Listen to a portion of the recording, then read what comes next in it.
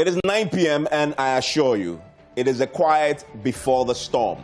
Because in the next 24 hours, in fact less than that, 3 p.m. tomorrow, roads in this country will be empty of commercial vehicles. And so if you are planning on getting home via a commercial vehicle, Uber, taxi, trotro, name it, forget it. Because the transport operators, 16 of them, 16 unions together, including the biggest of all, the GPRTU, they've announced that if five taxes on petroleum products are not scrapped by tomorrow, or government doesn't show a commitment to do so, they will park their cars. Why? Because the fuel prices, the increases, they're killing them. We're going to get into that, and that is why we are having this conversation. Fuel price hikes and the impending transport crisis. Please make a note. Tomorrow, unless something happens, to avert this, you have to make alternative arrangements to get to where you're going. Maybe the Okada people will be the best way out of this. We'll find out from the transport operators if the Okada people are also joining in this action tomorrow. Something definitely has to give. The question is, what has to give? That's what we are talking about tonight, my guest. Of course, let's go into this. 16 of them, as I said, yesterday called the press conference and they're demanding that government scrap some taxes on the petroleum products. 16 driver unions. Pretty unprecedented in this space when it comes to the unity they're expressing on this matter. As we are now learning, the unions say they've identified at least 5 taxes that they want government to take out. What are these taxes? Let's go through them. The Energy Sector Recovery Levy, the Sanitation Pollution Levy, which was introduced in the last budget. The Energy Debt Recovery Levy has always been there. The Road Fund Levy, always been there. And then Special Petroleum Levy, also they want taking off. These are the taxes. Now, the thing to note is how much exactly are these taxes contributing to what you pay at the pumps? And you felt it. I have. Well, the Energy Sector Levy is contributing 10 pesos a litre to what you're buying at the pump. The Sanitation Pollution Levy, 20 pesos a litre. The Energy Debt Recovery Levy is 28 pesos a litre. And the Road Fund Levy is 48. That's the biggest of the lot, right? The Road Fund Levy. This is the fund from which government is supposed to draw to maintain the roads that you have. Are you seeing the maintenance? Well, some communities are. And that's a fact. If you drive in some communities, you see the asphalt overlays, the roads being maintained. But it must be said, the overwhelming majority of the roads are in a state of shock, as somebody will put it. It's just not good enough. And that's the fund. 48 pesos, huge amount there. Special Petroleum Levy is 32 pesos. Let's put all that together. Then you begin to appreciate how much all this contribute to what you're paying at the pumps as the prices on the global market increase. These taxes are all conspiring to ensure that you inch closer to the dreaded 7 cedi a litre mark. Okay, so here we have it. Here we have it. To the scrapping of the levies, the effect on the export price, assuming that the government caves in to the demands of the commercial transport operators, all of them. This is what it will mean at the pumps when you next go to buy fuel and put in your vehicle. So currently, what you are paying is 6 cedi 90 pesos at the pump. Remember, this is inching very dangerously close to 7 cedis a litre. That is $1. $1 a litre. That is a lot of money to spend on buying fuel. But that's what we are currently paying, right? The total charge of the 4 of the 5 levies combined amounts to 1 Ghana cedi, 38 pesos. So the 5 that I illustrated for you earlier, all of these, if you put all of this together, they give you an extra out of pocket when you're paying for your fuel, 1 Ghana cedi, 38 pesos. So that is how much it's contributing to what you're paying on the pump. So assuming the government caves in, what will happen is when you next time go to the pump, instead of paying 6 cedis, 90 pesos, you will pay 5 cedis, 52 pesos. The big question to ask, and this, by the way, is a huge, huge cut. The big question to ask is this realistic? In a country that is post-pandemic, economic hit, crippled still really needs to recover, government needs the funding to, of course, make sure the economy is back up on its feet. Can the government afford to scrap 5 very important taxes that accounts for the revenues that you use to build the roads and the schools in the first place? So that is a big question there that we need to ask. Are the drivers being realistic? We'll come to that very shortly. Now, one of the things I wanted to do for you is, what has been the cumulative increase of fuel prices over the period? This is a period of 6 years, right? This is a trend. Now, let's start in 2015, and this will surprise you, actually. It does surprise me. 2015, we were all buying, the yellow is petrol, the other color is diesel. We're paying 2 cedi 64 pesos per liter for petrol. 2 cedi 64 pesos. Where we are right now, as I said, we are paying in 2021, and we're paying 6 cedis. That is a 300% jump over that 6-year period. That is significant. From 2 cedi to 6 cedi, that's a huge, huge jump over that period, right? The biggest jump we've seen is this. It doesn't lie. The visual tells a story. This is November, and this year, the year hasn't ended. The year hasn't ended, and yet it towers above everything else we've seen since 2015. So something extraordinary is happening this year. What is happening this year? Let's explain that. This is important. World crude prices have hit the roof. It's gone through the roof in terms of the cost at which, of course, everybody else is buying the crude. The BDCs, when they buy it, they're buying it at a higher cost because of the increasing prices of crude on the world market.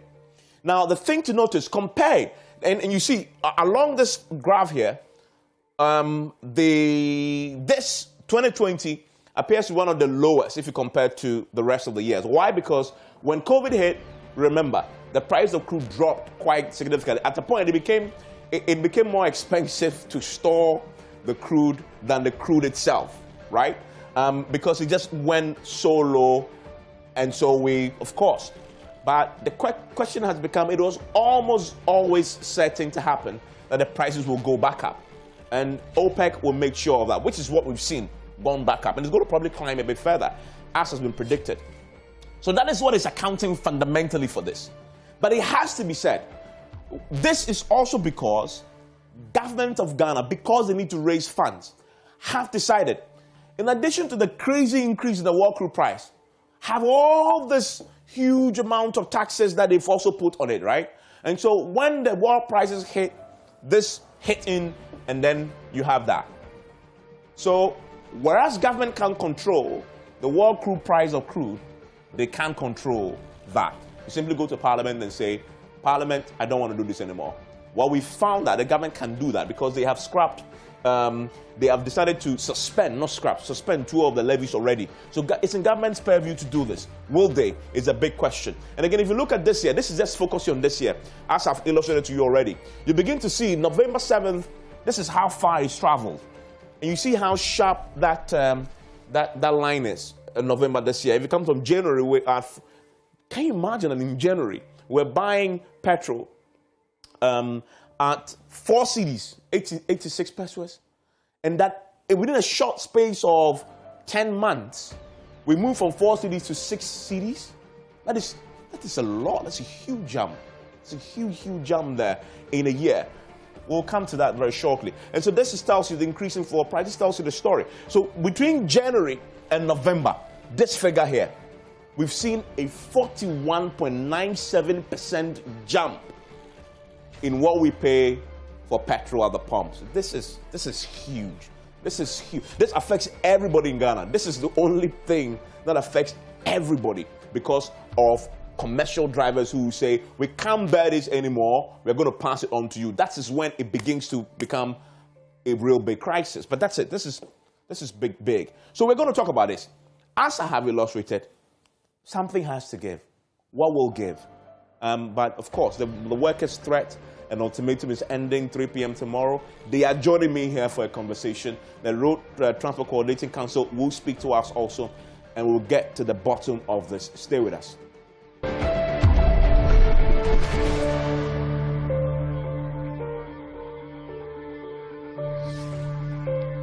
And thank you for joining us here on PM Expert. This is a conversation that affects everybody, especially with what the GPLTU and the 16 transport unions have said they'll do tomorrow at 3 p.m. And so let's bring in my guest.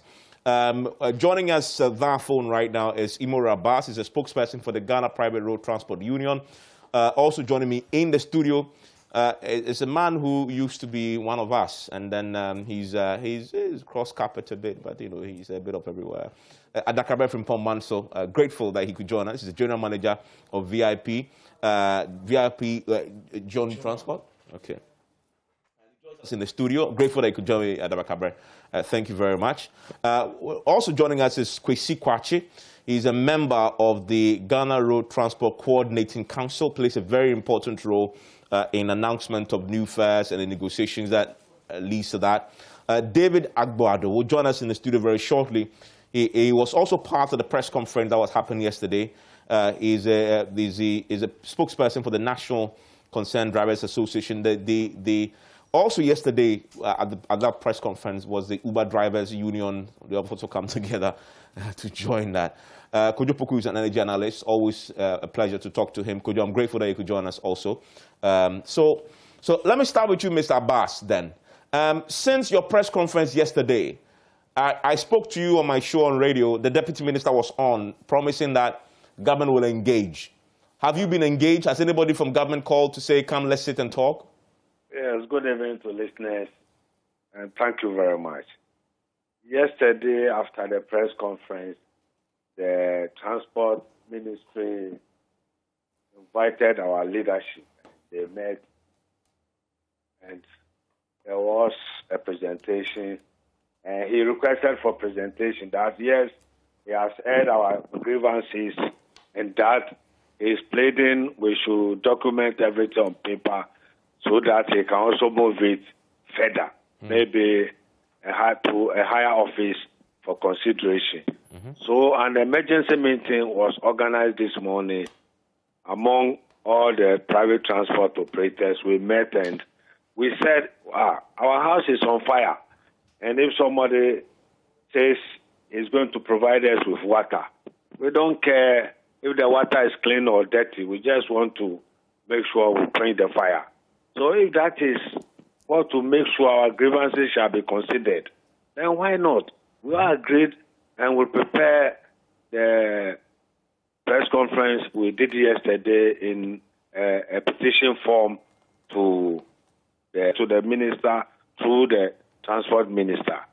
But by then, we all agree that after the presentation, we've heard Monday there's going to be a budget presentation. After Monday, if the budget is being presented and our grievances are not considered, then Tuesday we are going to embark on our strike. So this is the decision taken.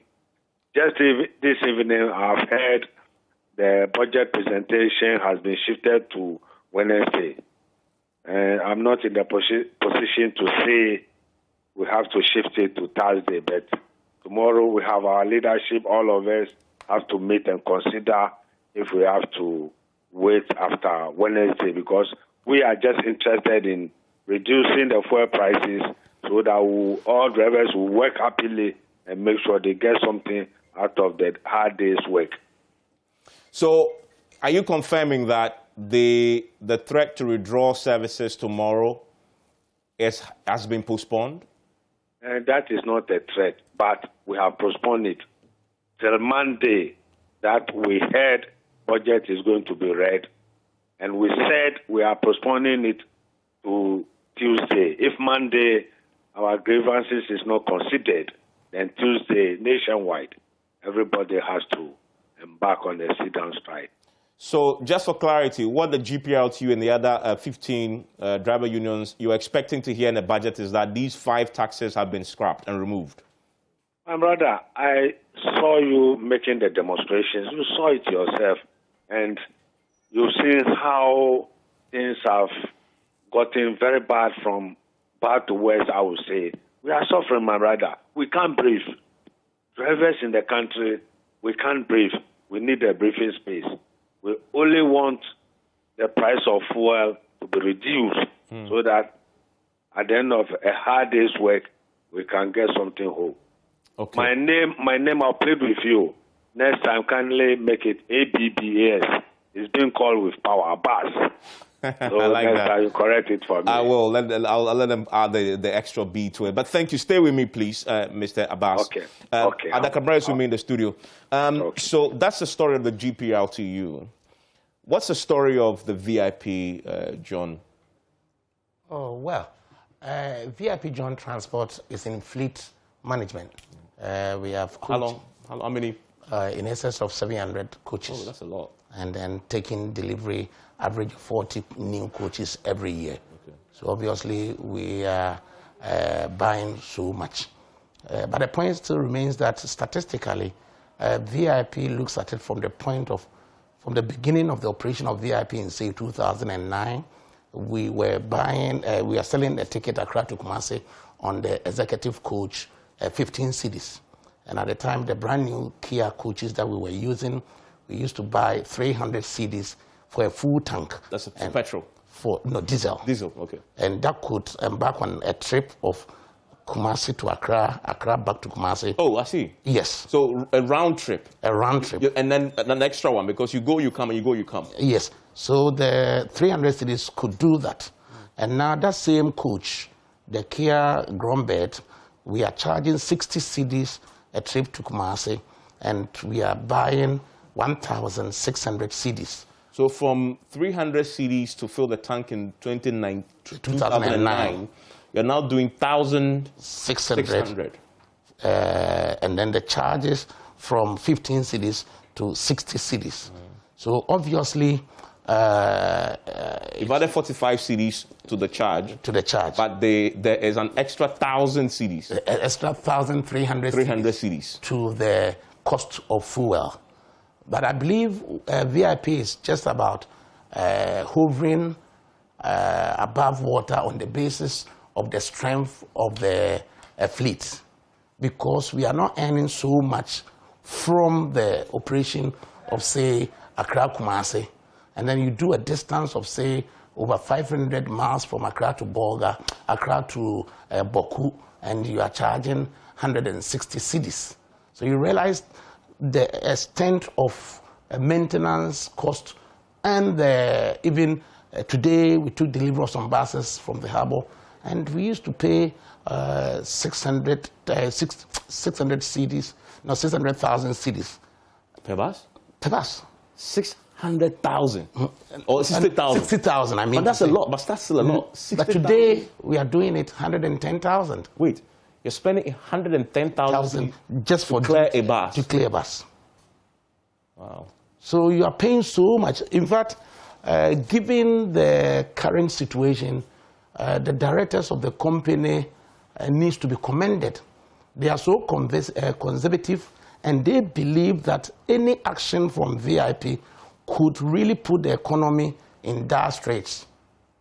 Because if VIP now believes that we should not think of increasing fares, because somebody paying 160 cedis from Accra to Boku is so much. So there could be a way of taking, as you were presenting, the levies on the fuel such that we could really breathe. Okay. And then there is the added directive to the drivers never to fuel from any other station other than Shell, Goel, and Total. Because you trust the quality? Because you trust the quality. So the quantity is assured. Exactly. And now the drivers are forced to buy from the adulterated, or I wouldn't say adulterated, but then there are certain stations on the Accra Kumasi Road, even between Nsawam and Suhum, and the drivers are forced to buy from such places. And the owners of the coach are very unhappy about it. Because such persons are selling. Because it's cheaper? It's cheaper. and then it may be not the first grade. So why is it that you are asked to buy from Shell and then you are buying from such places? So whereas Shell could be doing 6.90, such persons could be doing 5.8. And you ask, where do they get the fuel from? Yeah. So when you buy from such places too, you are putting so much stress on the diesel engines.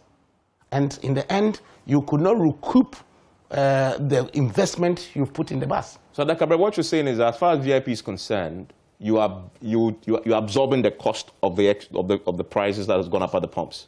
Yes, absorbing the cost on the basis that there is a huge fleet, and then the operation is bringing in so much money. So the payments that you've made earlier, because some of the buses you finish paying them, and you don't owe anybody from such buses. So instead of earning so much from the newer buses, you are rather having to cushion yourself from the operation of the older buses that you've paid all the cost involved. But fundamentally, you support the call by the unions for these taxes to be removed. Oh yes, VIP has GPRTU as a director of the. We have 4 directors, 1 institutional director, and then 3 individuals who are directors of the company. So when GPRTU, which branch the No Plan Drivers Union of Kumasi Asaf Market, when GPRTU takes a decision, obviously the No Plan Drivers Union in Kumasi will toe that line and will bring it to the board at the VIP. And as part of the directing minds of the company, it will kick in. But then VIP on its own have not decided on anything yet. Just about waiting to see what GPRTU would do, and also waiting to see what the Ghana Road Transport Coordinating Council would do.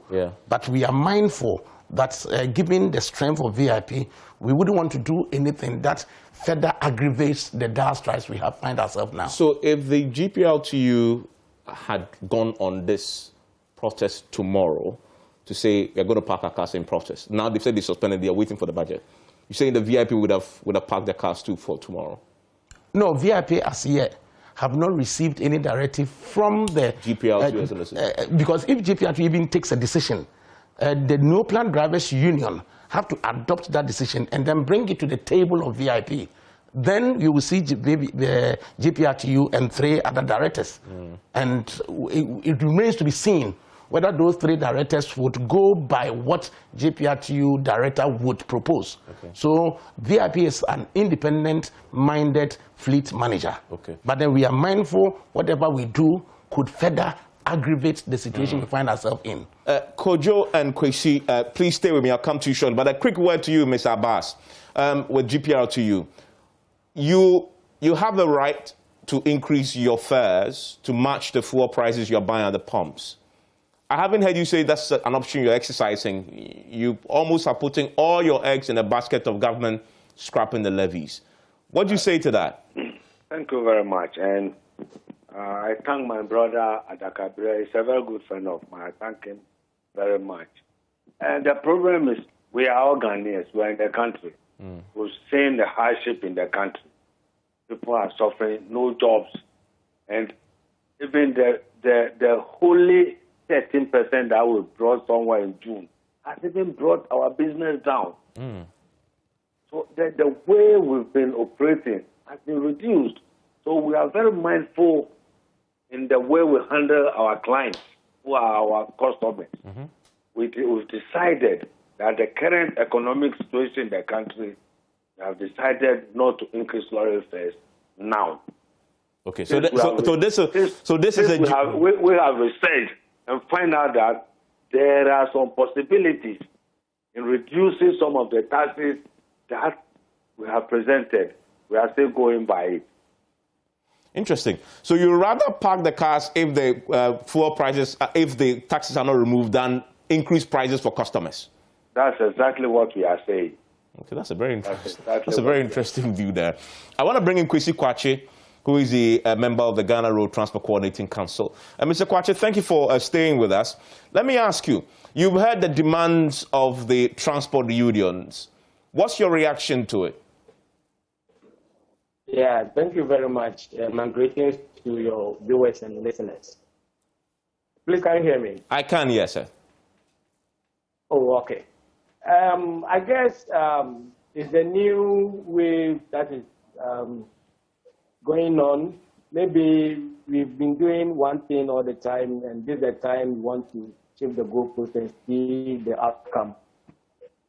Because most often we have a convention of reviewing transport fares in line with the GPRT or GRTCC and the Ministry of Transport.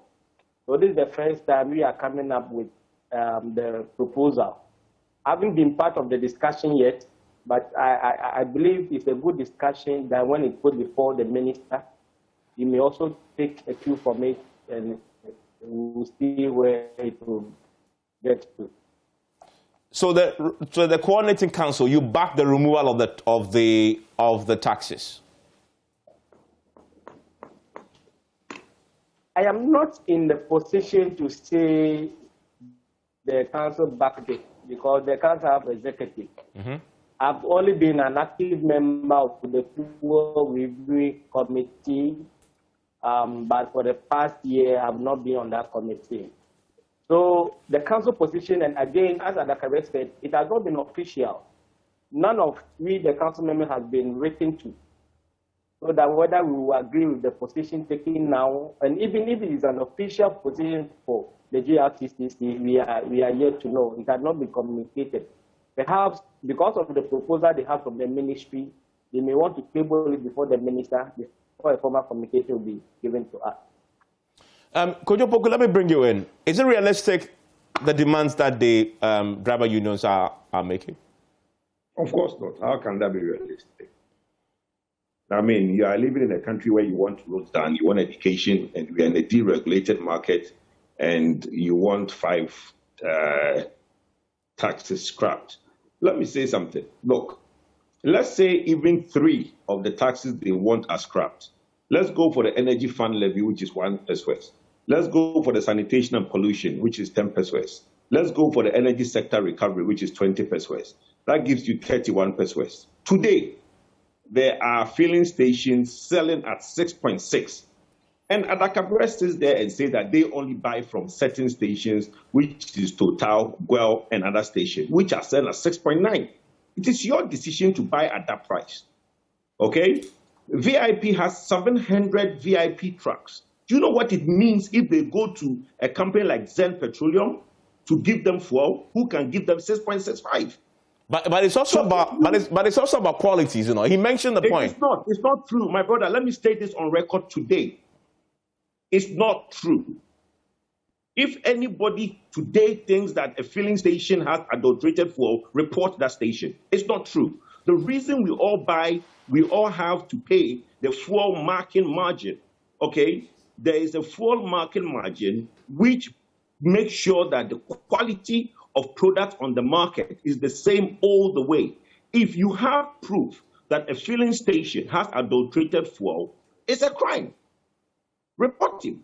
If you have proof that a filling station has adjusted their pump, report him. It's a crime. Let's not glorify these big 4 and their 690 that they are charging. They can charge less because some filling stations are charging less. Okay? The fact that Guel is inefficient and Guel wants to charge 6.9 doesn't mean that Allied, Star, Zen Petroleum, who are charging 6.6, have said adulterated fuel. It's not true. So VIP, today, they can decide to go to Zen Petroleum and they can get 6.6. That is 30 pesewas less than the 6.9, which is what they are asking government to scrap from taxes.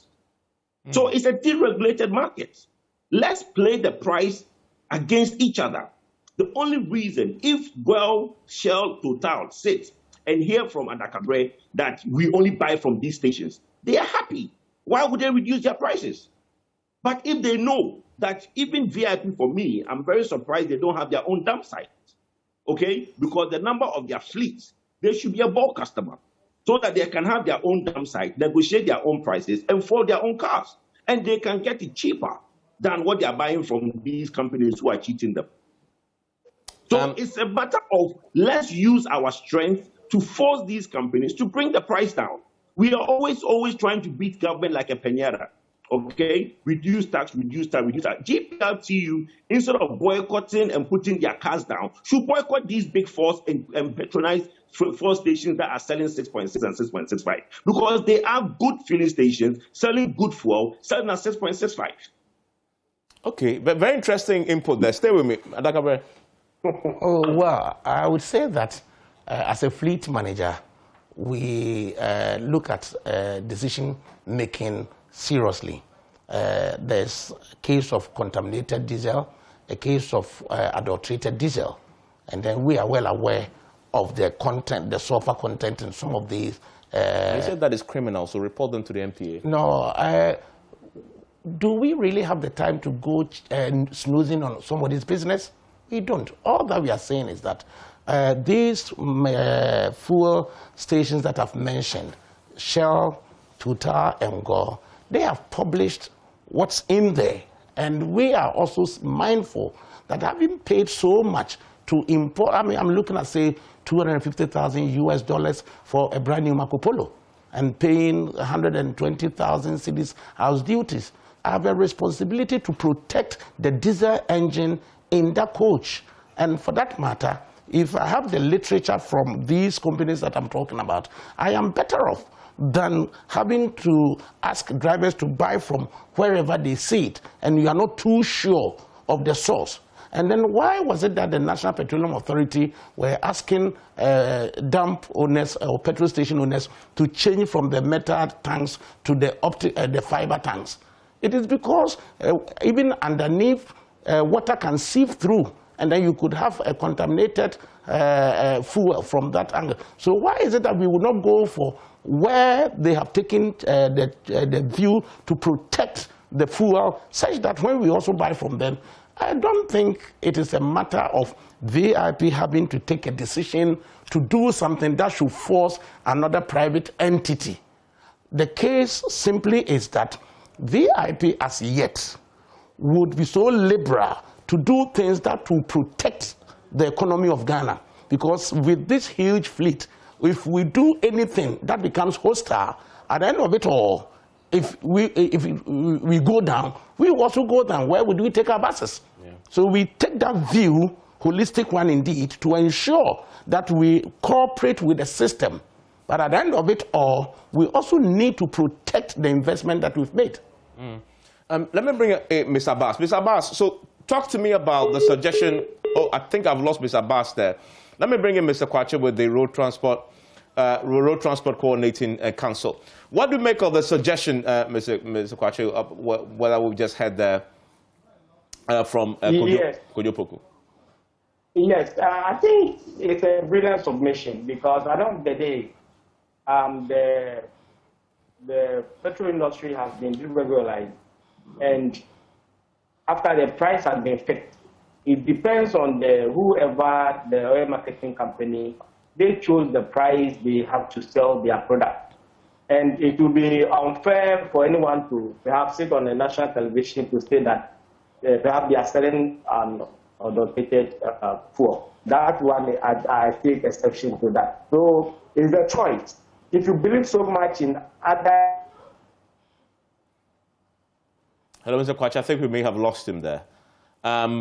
Okay, now let me come back. Pump station, boy, Total, whatever, you want to buy from them. Yeah, that's your choice. But you cannot make a categorical statement that perhaps you are selling a company.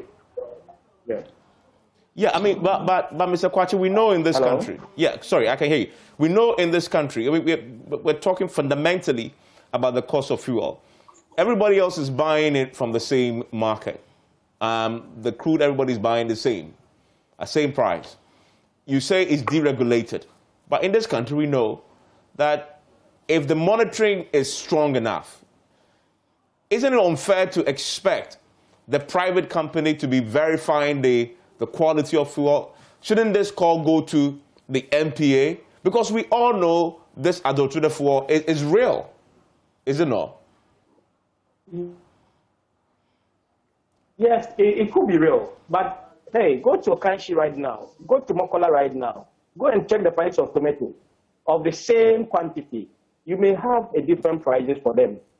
It depends on the people profitability levels that they are looking for. And you may even price yourself and have added this additive, have added this, have added this. This is some product that they have, or they might have added to what they are selling.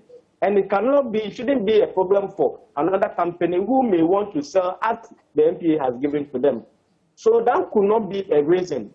And you don't have the fact. If you don't have the fact, you can't prove anything. And you have the fact, then you have to send to the appropriate quarters for them to deal with it. Because once the price they say has been deregularized, it means that I can sell at the price that will not lose. I will not lose. I may not get the profits that you may wanted or you may want me to get. So I don't think we should have a basis to suggest that once their prices are low, it's a free market as it is now. And if you want my product, come. I'm yet to see any engine who have gone through these forms to say that, yes, because of this fuel I bought, my engine has broken down. For instance, for us who are using Ford, even at Kaneshi, we buy 600 Ghana cedi from here to Takwa. And the whole loading fee is about 800. So you can imagine the stress that we are going through. So what we are saying that if indeed something can be done on the taxes, fair enough. If nothing can be done, then let's trigger in our fair review mechanism so that whatever that we need, because we need to stay in business to serve the people, the hardship and everything. I cannot blame unemployment on the poor prices and other things, no. But we need to stay in business. We need to serve the people. So if we have to even go up a bit for us to be in business, fair enough.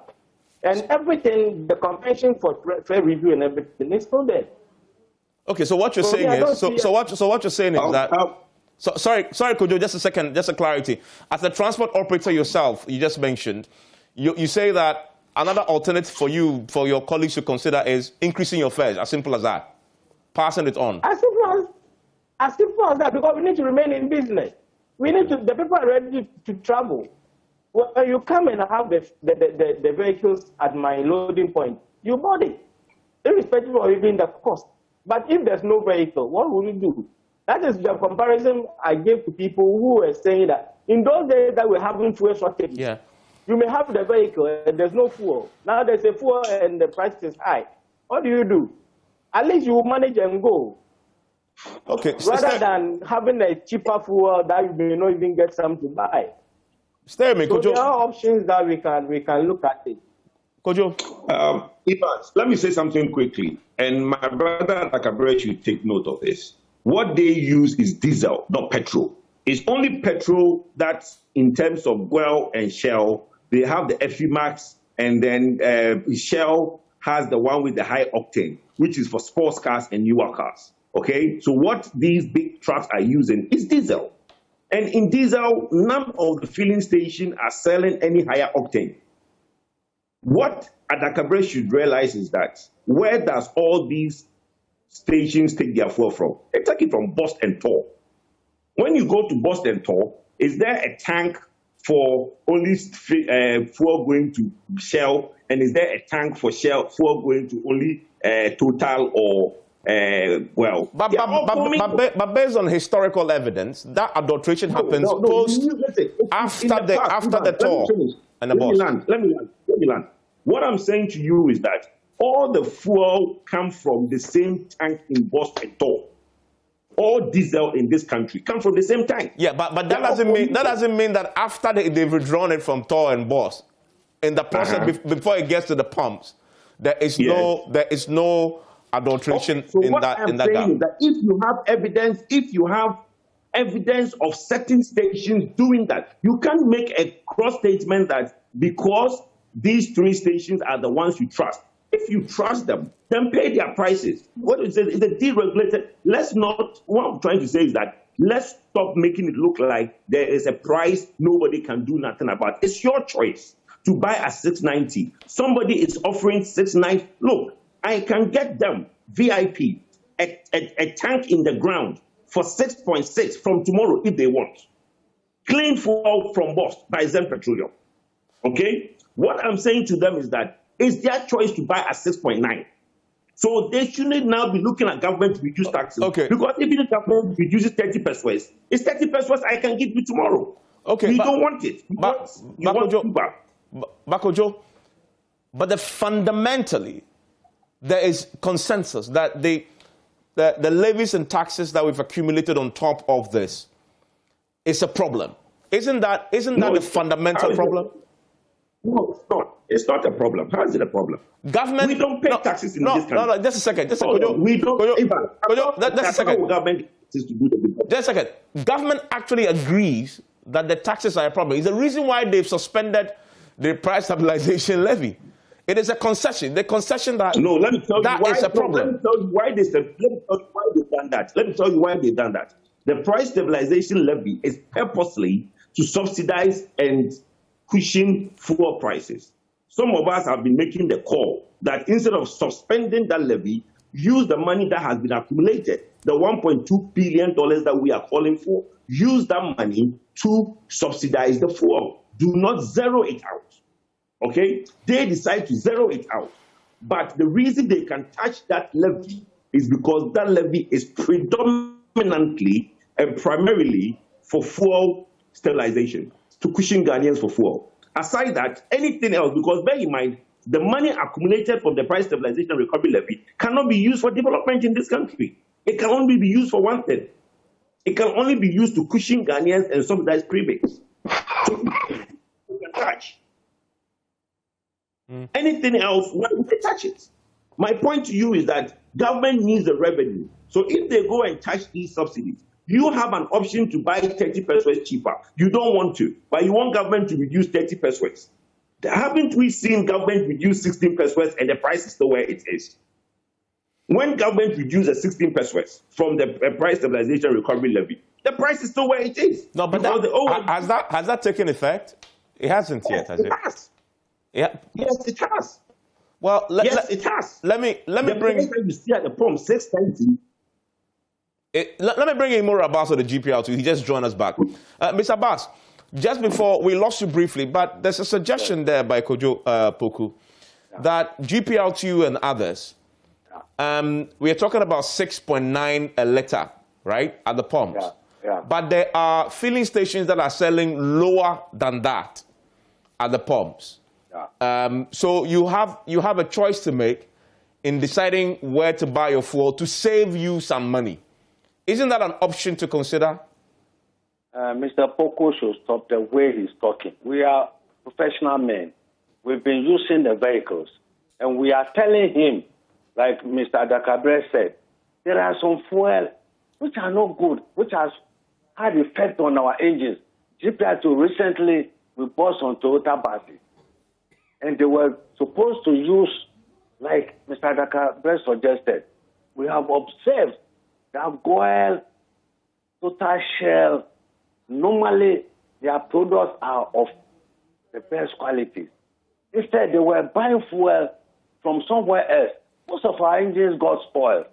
So Mr. Poku should not speak as if he knows all. We are professional men. We have been using the vehicle.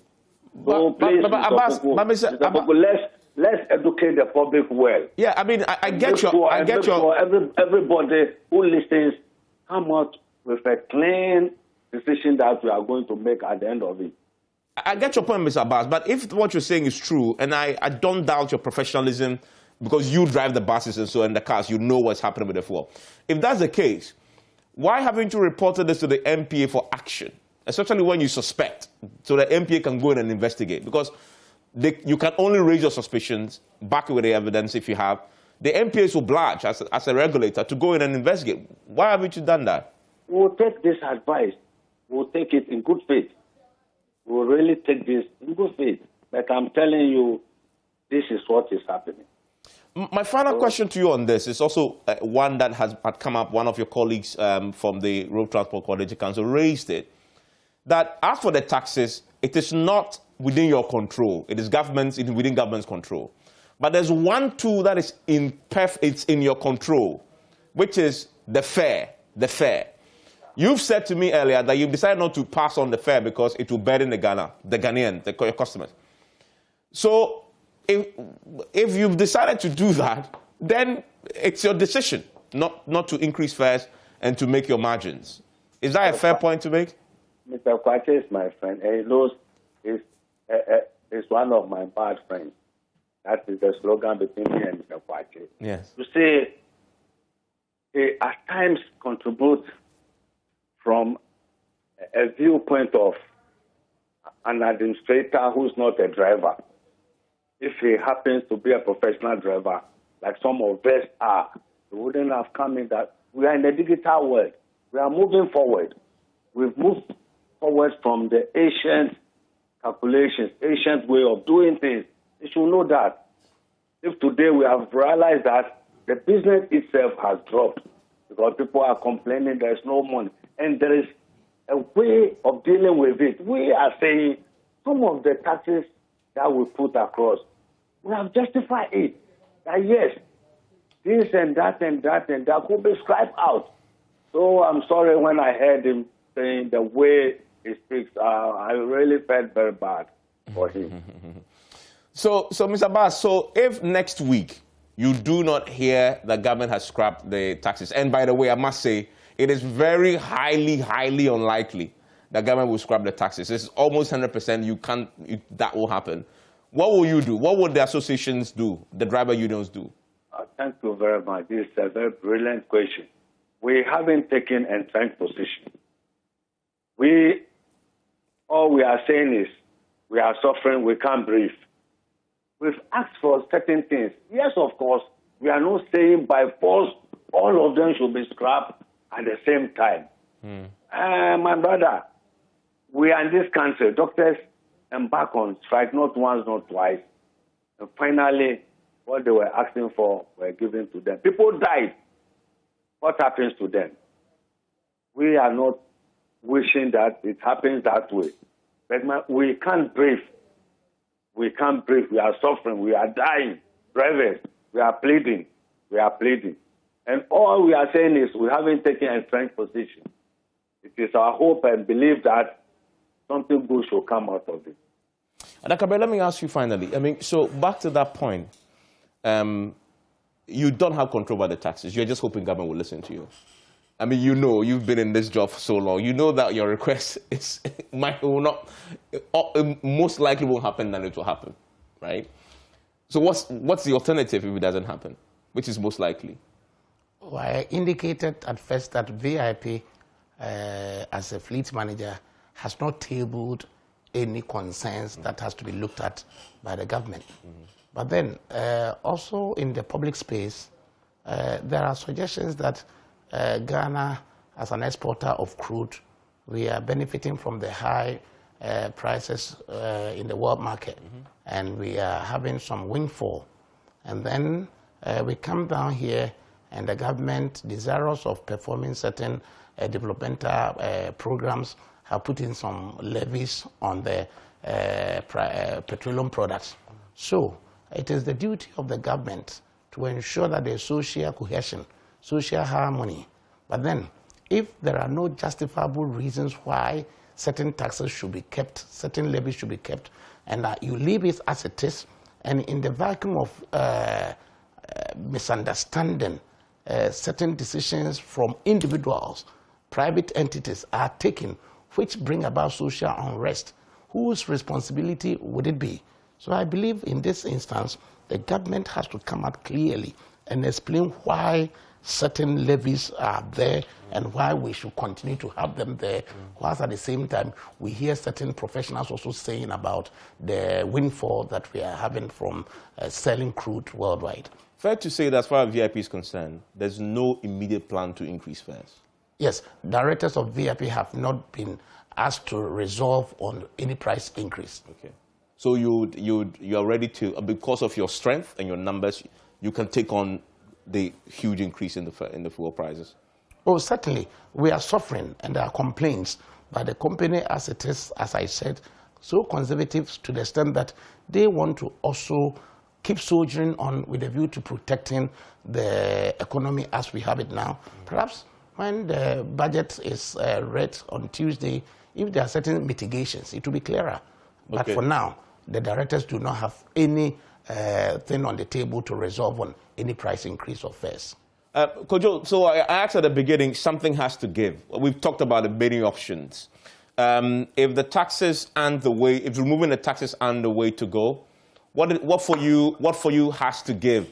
Well, Evans, some of us have been on the back of government beginning of when the current CEO has been appointed for MPA to say that the price deregulation and the way the petrol pricing is done is not helping Ghanaians. And we've been on this call for the past 5 months.